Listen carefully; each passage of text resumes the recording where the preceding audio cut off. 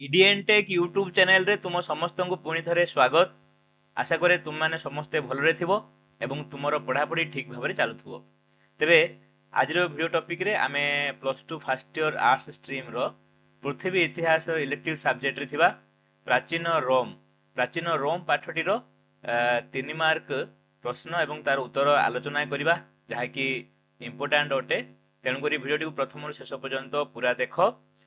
Channel रे नुआ आसथिले please channel को सब्सक्राइब करो, वीडियो को लाइक करो एवं अन्य मानन को शेयर मध्य करो।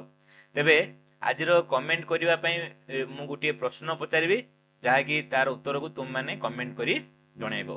तेबे प्रश्नटी हला जे ग्रीस रो केउ नगर राज्य रु गणतंत्र रो सृष्टि होइथिला।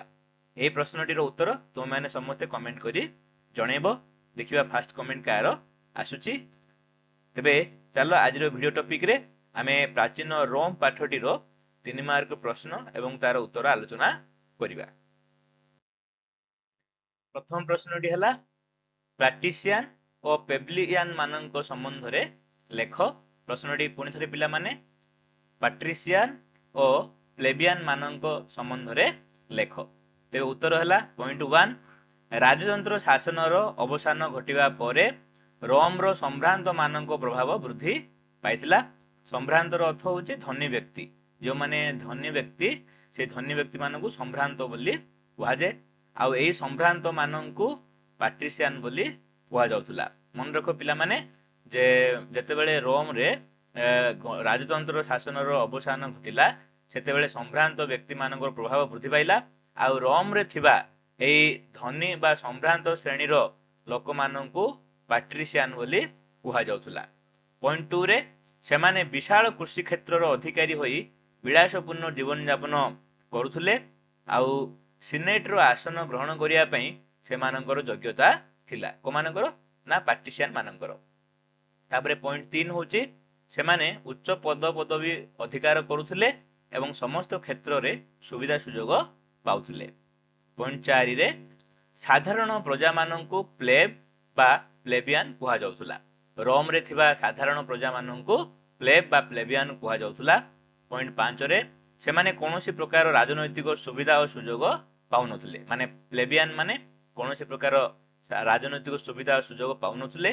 पॉइंट 6 रे समस्त प्रकार न्याय अधिकार रु वंचित होई निराश्रय जीवन यापन करुथुले। पॉइंट 7 रे एपरि कि एमाने शासन क्षेत्र रे अंशग्रहण करिवार मध्ये सुयोग पाउनथुले।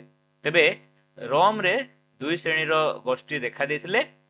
गोटे को पाट्रिशियन कुहा जाउथुला एवं अन्य श्रेणी को प्लेबियन बोली कुहा जाउथुला। पाट्रिशियन कोन ना रोम रे थिबा धनी बा सम्भ्रांत श्रेणी रो लोक मानकु पाट्रिशियन कुहा जाउथुला एवं रोम रो थिबा साधारण प्रजा मानकु प्लेब बा प्लेबियन बोली कुहा जाउथुला। तापरे प्रश्न नंबर 2 रे कमिसिया सेंचुरियाटा कोन? कमिसिया सेंचुरियाटा कहले कोन बुझ। तेबे यार उत्तर हला पॉइंट 1 रोमियो जातीय विधानसभा नाम थिला कमिसिया सेंचुरियाटा। पॉइंट 2 रे रोमियो साधारणतंत्र विरुद्ध रे समस्त प्रकार अपराधर विचार कमिसिया सेंचुरियाटा द्वारा परिचालित हेउथिला। माने कमिसिया सेंचुरियाटा गुडे विधानसभा थिला जेउथरे कि साधारणतंत्र विरुद्ध रे समस्त प्रकार जो अपराध अछि से अपराधर विचार करा जाउथिला। तापरे पॉइंट 3 धनी तथा प्रभावशाली व्यक्ति माने एहार सदस्य थिले। पॉइंट 4 एपरि कि कन्सल माने कमिटिया सेंचुरियाटा रे सदस्य मानक द्वारा निर्वाचित हेउथिले। पॉइंट 5 एही परिषद साधारणतंत्र रो संविधान अनुसार गठित होइथिला। तबे कमिसिया सेंचुरियाटा होची रोम रो गुटिए विधानसभा जेउथरे लोक मानकर अपराधर विचार करा जाउथिला। एपरि कन्सल माने मध्य कमिटिया सेंचुरियाटार सदस्य भाबे निर्वाचित हेउथिले। तापरे प्रश्न नंबर 3 रे कमिसिया ट्रिब्यूटा कहिले कोन बुझ वर्णना कर। एटा को कमिसिया बा कमिटिया बोली मध्य आमे पढी परिबा। कमिसिया ट्रिब्यूटा कहिले कोन बुझ। तबे यार उत्तर हला पॉइंट 1 जे रोमियो साधारणतंत्र शासन रे प्लेबियन बा साधारण जनता को नै एक जातीय सभा गठित होइथिला। एहार नाम कमिसिया ट्रिब्यूटा थिला। पॉइंट 2 रे ପ୍ରାଥମିକ ଅବସ୍ଥାରେ ଏହି ସଭା ଦ୍ୱାରା ପ୍ରଣୀତ ଆଇନ କେବଳ ପ୍ଲେବିଆନ ବା ସାଧାରଣ ଲୋକମାନଙ୍କ ଉପରେ ଲାଗୁ ହେଉଥିଲା। ପଏଣ୍ଟ 3ରେ ଏହି କମିଶିଆ ଟ୍ରିବ୍ୟୁଟା ଟ୍ରିବ୍ୟୁନ ମାନଙ୍କୁ ନିଯୁକ୍ତ କରୁଥିଲା। ପଏଣ୍ଟ 4ରେ ଜନସାଧାରଣଙ୍କ ସ୍ୱାର୍ଥ ବିରୁଦ୍ଧରେ କାର୍ଯ୍ୟ କରୁଥିବା ବ୍ୟକ୍ତିମାନଙ୍କର ବିଚାର କରି ସେମାନଙ୍କୁ ଦଣ୍ଡ ପ୍ରଦାନ କରୁଥିଲା। ତେବେ ଇଏ ଥିଲା କିମିସିଆ ଟ୍ରିବ୍ୟୁଟା। ମାନେ କିମିସିଆ ଟ୍ରିବ୍ୟୁଟା ହଉଛି ରୋମର ଆଉ ଗୋଟିଏ ବିଧାନସଭା ବା ଜାତୀୟ ସଭା।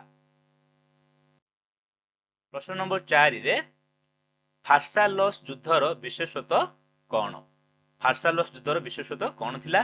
ତେବେ ଏହାର ଉତ୍ତର ହେଲା ପଏଣ୍ଟ 1 ଫାର୍ସାଲସ୍ ଯୁଦ୍ଧର ବିଶେଷତ୍ୱ ଐତିହାସିକ ଦୃଷ୍ଟିକୋଣରୁ ଥିଲା ଅତୀବ ଗୁରୁତ୍ୱପୂର୍ଣ୍ଣ। ପଏଣ୍ଟ 2 ଖ୍ରୀଷ୍ଟପୂର୍ବ 48ରେ ଫାର୍ସାଲସ୍ ଯୁଦ୍ଧରେ ରୋମାନ ସିନେଟର ସୈନ୍ୟବାହିନୀ ପମ୍ପେଙ୍କ ନେତୃତ୍ୱରେ ଜୁଲିୟସ୍ ସିଜରଙ୍କ ଦ୍ୱାରା ପରାସ୍ତ ହୋଇଥିଲେ। ଏଠି ମନେ ରଖ ପିଲାମାନେ ଯେ ଖ୍ରୀଷ୍ଟପୂର୍ବ 48ରେ ଫାର୍ସାଲସ୍ ଯୁଦ୍ଧରେ ରୋମାନ ସିନେଟର ସୈନ୍ୟବାହିନୀ ପମ୍ପେଙ୍କ ନେତୃତ୍ୱରେ ଜୁଲିୟସ୍ ସିଜରଙ୍କ ଦ୍ୱାରା ପରାସ୍ତ ହୋଇଥିଲେ। ପଏଣ୍ଟ 3 ସିଜରଙ୍କ ଫାର୍ସାଲସ୍ ଯୁଦ୍ଧରେ ବିଜୟ ସଙ୍ଗେ ସଙ୍ଗେ ରୋମାନ ସାଧାରଣତନ୍ତ୍ର ପତନ ଘଟିଲା ଓ ସିଜର ରୋମରେ ନିଜର ସ୍ୱଶାସନ ପ୍ରତିଷ୍ଠା କରିଥିଲେ।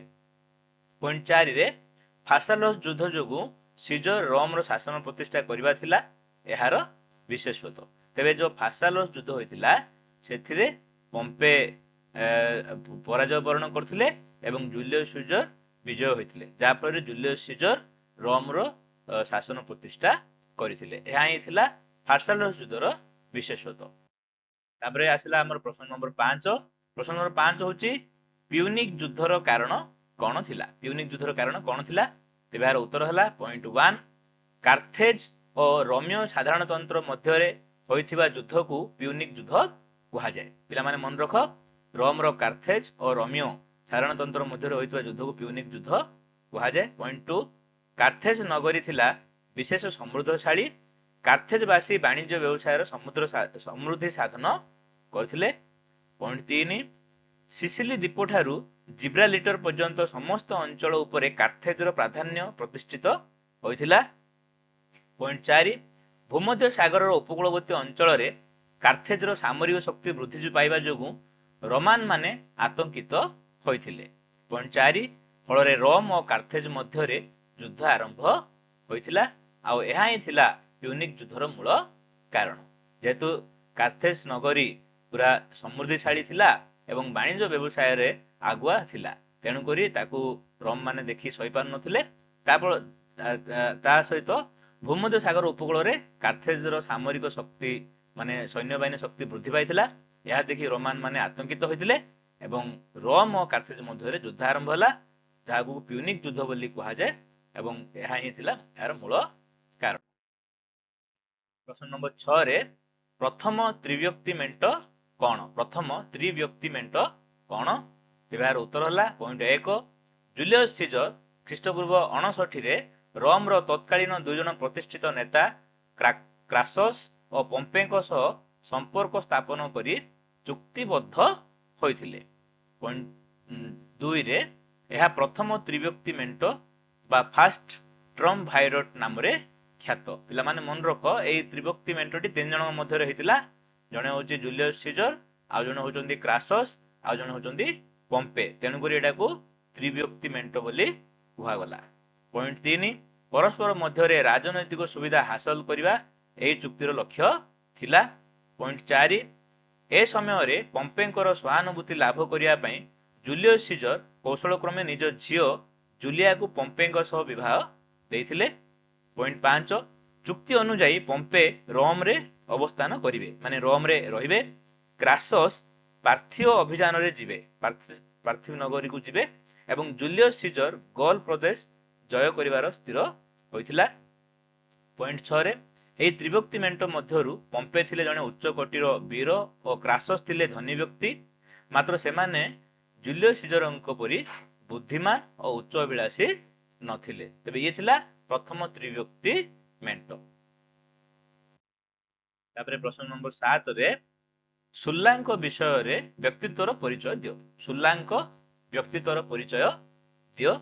ତେବେ ଏହାର ଉତ୍ତର ହେଲା ପଏଣ୍ଟ 1 ସୁଲା ପାଟ୍ରିସିଆନ ଦଳର ନେତା ରୂପେ ସିନେଟରେ ବିପୁଳ ସମର୍ଥନ ଲାଭ କରିଥିଲେ। ପଏଣ୍ଟ 2 ସେ ଖ୍ରୀଷ୍ଟପୂର୍ବ 88ରେ କନସଲ ରୂପେ ମଧ୍ୟ ନିର୍ବାଚିତ ହୋଇଥିଲେ। ପଏଣ୍ଟ 3 ସେ ରୋମର ଏକଛତ୍ର ଶାସକ ରୂପେ ମଧ୍ୟ ନିଯୁକ୍ତି ହୋଇ ଅନେକ ନୂତନ ଆଇନ ପ୍ରଣୟନ କରିଥିଲେ, ତଦ୍ୱାରା ସିନେଟକୁ ଅଧିକ ଶକ୍ତିଶାଳୀ କରାଯାଇଥିଲା।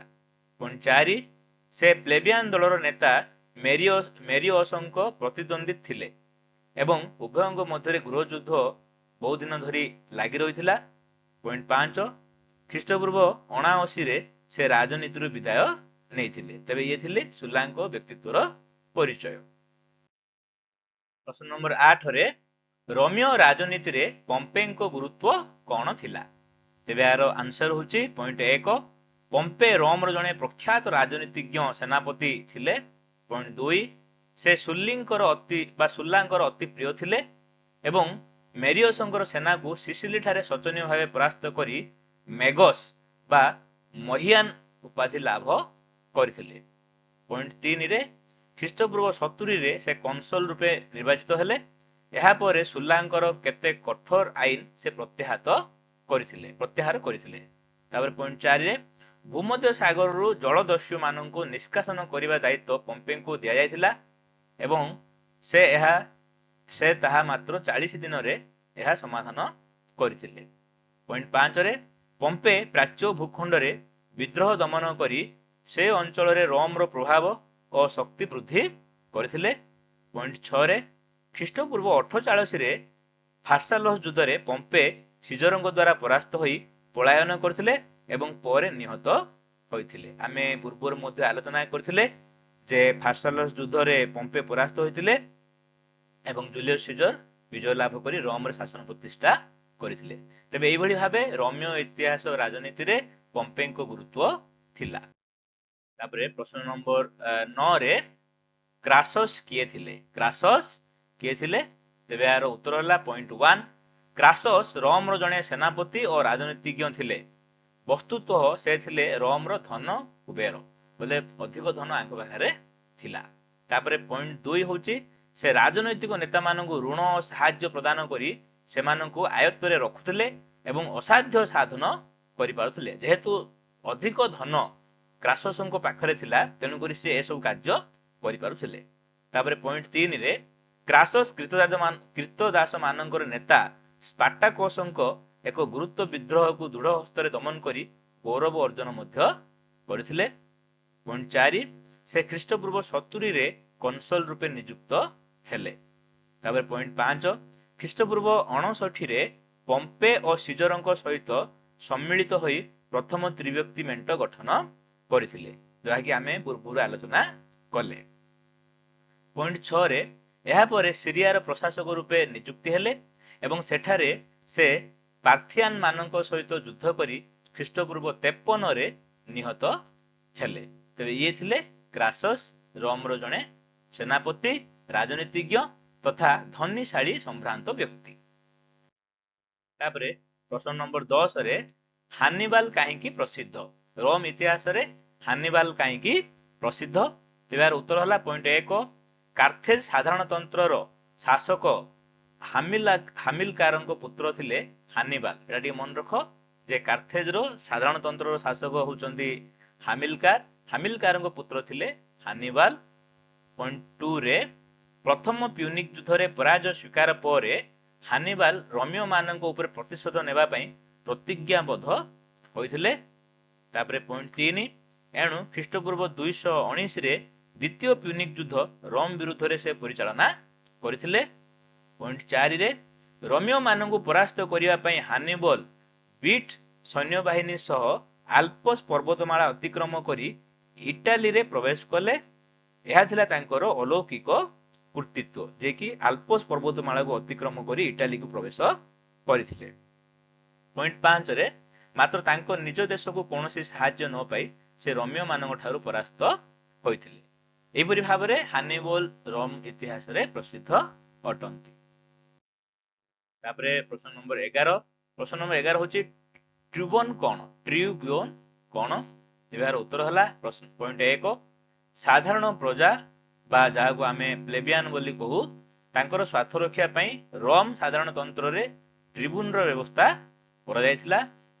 ପଏଣ୍ଟ 2 ସାଧାରଣ ଲୋକ ଟ୍ରିବ୍ୟୁନ ନାମକ 2 ଜଣ କର୍ମଚାରୀଙ୍କୁ ନିଯୁକ୍ତି କରିଥିଲେ। ପଏଣ୍ଟ 3 ଏହି କର୍ମଚାରୀଙ୍କୁ ମାତ୍ର ବର୍ଷକ ପାଇଁ ନିଯୁକ୍ତ କରାଯାଇଥିଲା। ମାନେ 2 ଜଣ ବ୍ୟକ୍ତି ନିଯୁକ୍ତି ପାଇବେ ଏବଂ ସେମାନଙ୍କୁ ଟ୍ରିବ୍ୟୁନ ବୋଲି କୁହାଯାଉଥିଲା ଏବଂ ସେମାନେ ରୋମର ସାଧାରଣ ପ୍ରଜା ବା ପ୍ଲେବିଆନ ମାନଙ୍କ ସ୍ୱାର୍ଥ ରକ୍ଷା ପାଇଁ କାର୍ଯ୍ୟ କରୁଥିଲେ। ପଏଣ୍ଟ 4 ଟ୍ରିବ୍ୟୁନ ମାନେ ସାଧାରଣ ପ୍ରଜା ବା ପ୍ଲେବିଆନଙ୍କୁ ମାଜିଷ୍ଟ୍ରେଟ ଓ ସମ୍ଭ୍ରାନ୍ତ ମାନଙ୍କ ଅତ୍ୟାଚାରରୁ ମଧ୍ୟ ରକ୍ଷା କରୁଥିଲେ। ପଏଣ୍ଟ 5 ରେ ସେମାନେ ଯେପରି ଉପଯୁକ୍ତ ବିଚାର ପାଇବେ ତାହା ମଧ୍ୟ ସେ ଦୃଷ୍ଟି ଦେଉଥିଲେ। ତେବେ ଏଇଭଳି ଭାବରେ ରୋମରେ ଟ୍ରିବ୍ୟୁନ ନିଯୁକ୍ତି କରାଯାଉଥିଲା ଏବଂ ସାଧାରଣ ପ୍ରଜା ବା ପ୍ଲେବିଆନ ମାନଙ୍କର ସ୍ୱାର୍ଥ ରକ୍ଷା କରାଯାଉଥିଲା। ପ୍ରଶ୍ନ ନମ୍ବର 12 ରେ ଟାଇବେରିୟସ୍ କ୍ରାସସଙ୍କ ପରିଚୟ ପ୍ରଦାନ କର। କ୍ରାସସଙ୍କର ପୁରା ନାମ ଥିଲା ଟାଇବେରିୟସ୍ କ୍ରାସସ୍। ତେବେ ତାର ଉତ୍ତର ହେଲା ପଏଣ୍ଟ 1 ଟାଇବେରିୟସ୍ କ୍ରାସସ୍ ରୋମ ଇତିହାସର ଜଣେ ସଂସ୍କାରକ ରୂପେ ସୁପରିଚିତ ଅଟନ୍ତି। ପଏଣ୍ଟ 2 ସେ ସେମ୍ପ୍ରୋଜିୟସଙ୍କ ପୁତ୍ର ଥିଲେ।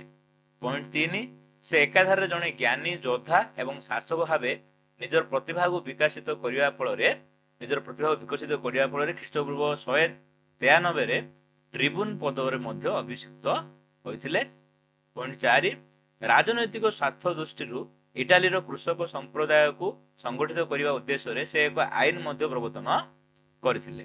ପଏଣ୍ଟ 5 ରୋମର ପ୍ରତ୍ୟେକ ବ୍ୟକ୍ତିଙ୍କ ଜମିର ପରିମାଣ ନିର୍ଦ୍ଦିଷ୍ଟ କରି ମାନେ ଜଣେ ବ୍ୟକ୍ତିଙ୍କ ପାଖରେ କେତେ ନିର୍ଦ୍ଦିଷ୍ଟ ଜମି ରହିବା କଥା ତାହାକୁ ସେ ନିର୍ଦ୍ଦିଷ୍ଟ କରି ଉଦ୍ବୃତ୍ତ ମାନେ ବଳକା ଜମିକୁ ଭୂମିହୀନ କୃଷକ ମାନଙ୍କ ମଧ୍ୟରେ ବଣ୍ଟନ କରିବା ପାଇଁ ସେଗୁଡ଼ିକୁ ସେ ସରକାରଙ୍କ ଠାରେ ଅର୍ପଣ ମଧ୍ୟ କରିଥିଲେ। ତେବେ ଏଇଭଳି ଭାବରେ ଟାଇବେରିୟସ୍ କ୍ରାସସ୍ ରୋମ ଇତିହାସରେ ପ୍ରସିଦ୍ଧ ଲାଭ କରିଥିଲେ ବା ତାଙ୍କର ଏହା ପରିଚୟ ଥିଲା।